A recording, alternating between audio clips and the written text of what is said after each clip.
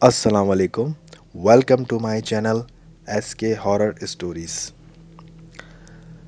दोस्तों, मैं खैर खैरियत से हूँ और उम्मीद करता हूँ कि आप लोग भी खैर खैरियत से होंगे, अच्छे होंगे। अल्लाह ताला आपको सेहत और तंदुरुस्ती वाली ज़िंदगी दे, आमीन। दोस्तों, आपने सुना होगा अक्सर वो लोग नुकसान उठाते हैं जो अपने बड़ों की बात नहीं मानते।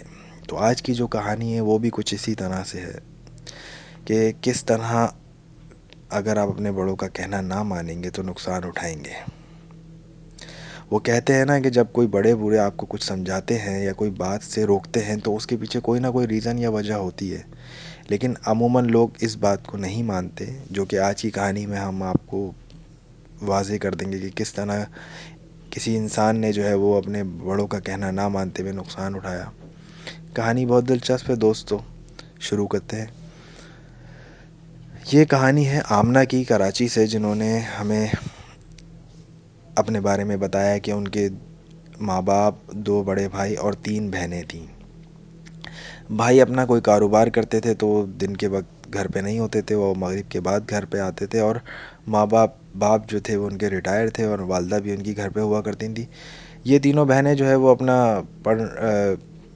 कॉलेज वगैरह पढ़ के फ़ारिग होके जो है वो घर पे आ जाया करती थी। और उसके बाद आराम करने के बाद शाम के औकात में ये तीनों बहनों में से कभी दो या तीनों ही अक्सर छत पे चाय पीने जाया करती थी।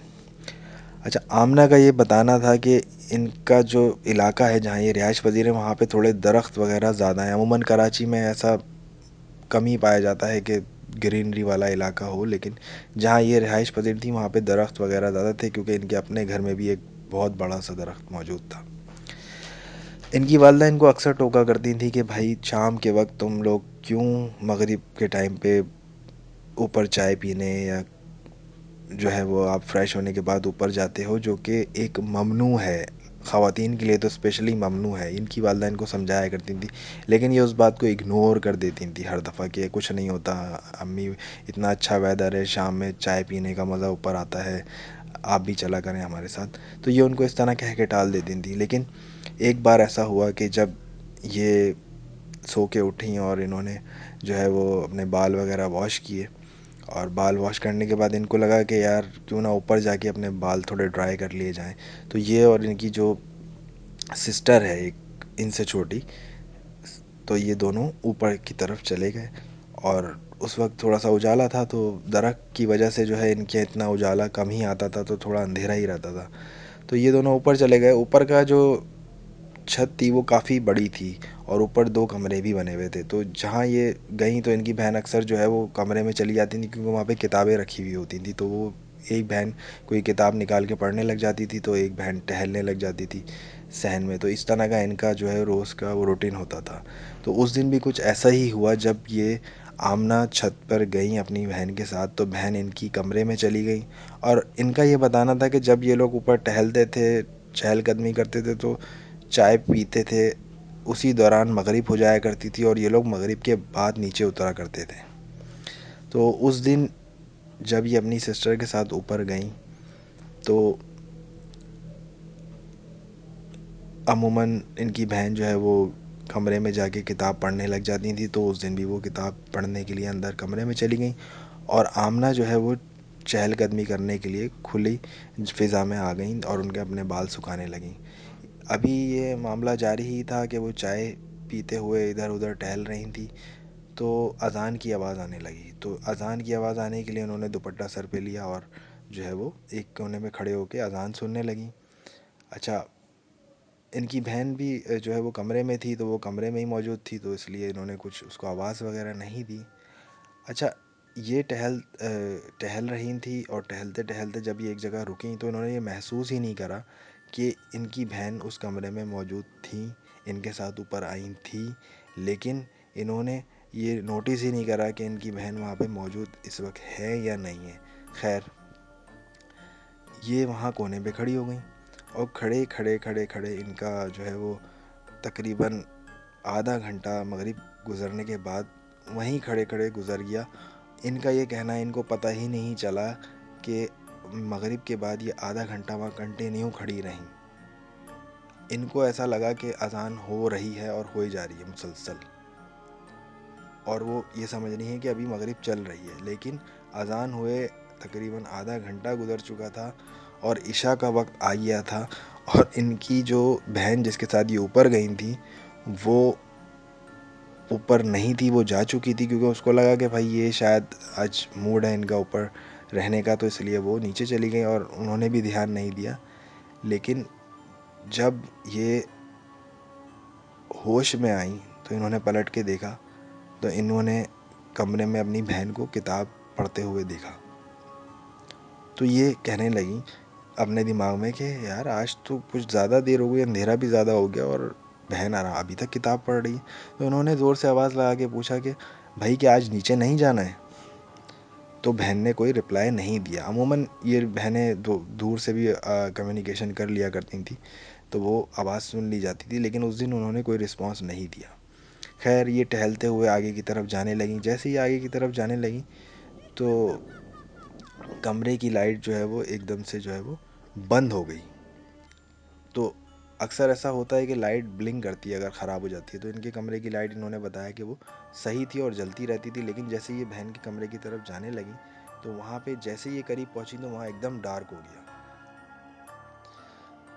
तो जैसे ये दरवाजे की तरफ गई तो दरवाजे के पास जाते ही लाइट बंद, एकदम से बंद हो गई अचानक।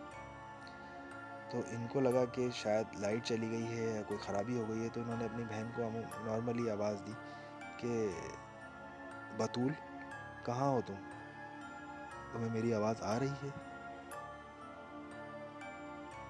फिर दोबारा कोई जवाब नहीं आया, जबकि ये अपनी बहन को बैठा हुआ देखते हुए आगे बढ़ी थी और सीढ़ी का रास्ता दूसरी तरफ से था। तो इन्होंने फिर दोबारा आवाज़ दी कि बतूल तुम कहाँ हो, अंधेरा हो रहा है, मुझे डराओ मत, अगर तुम मुझे डरा रही हो तो प्लीज़ बता दो कि तुम मौजूद हो या नहीं हो। लेकिन बतूल का फिर कोई जवाब नहीं आया। अब अंधेरे की इतनी मतलब अंधेरे की इतनी ज़्यादा जो है वो वहाँ पे मौजूदगी थी कि इनको कुछ नज़र ही नहीं आ रहा था। तो इन्होंने जो है वो वहाँ पे अंदर कमरे में दाखिल होते ही इन्होंने आवाज़ दी कि यार बतूल तुम कहाँ हो और कि क्या कर रही हो, मैं तुम्हें पूछ रही हूँ कुछ। इतने में साया सा एक साया सा कमरे से निकला और इनको ऐसा फील हुआ कि इनके बराबर से कोई गुज़रा है, बराबर से कोई गुज़रा है, और इनको एकदम से एक शॉक लगा कि यार कोई गया है। और इन्होंने यूँ करके अपने लेफ़्ट राइट दोनों साइड देखा तो इनको कुछ भी महसूस नहीं हुआ। लेकिन अब इनको घबराहट शुरू हुई कि ये कुछ ना कुछ एबनॉर्मल हो रहा है। अब इन्होंने अपनी बहन को आवाज़ देना भी छोड़ दिया और उल्टे पैर सीढ़ी से नीचे भागने लगी। जैसे ये नीचे भागने लगी तो इनके कदम भी इनके लड़खड़ाने लगे और इनको जो है वो जाते जाते सीढ़ी पे आखिरी सीढ़ी पे जाके इनको जो है वो अचानक से जो है वो चक्कर आया और ये नीचे बेहोश हो गई। जब इनको होश आता है तो ये अपने बेड पे अपने कमरे में मौजूद होती हैं और इनकी बहन इनके सामने होती है और इनकी वालदा भी इनके सामने होती है और सब इनको जो है वो पूछ रहे होते हैं कि माजरा क्या है आखिर। तो जब इनके औसान थोड़े बहाल होते हैं तो ये बताती हैं कि किस तरीके से जो है वो मेरे साथ ऊपर क्या वाक़या हुआ। तब इनकी छोटी बहन ने उनको बताया कि मैं तो वहाँ मौजूद ही नहीं थी, मैं तो मगरिब से पहले वहाँ से नीचे आ गई थी, आप किससे बातें कर रही हैं?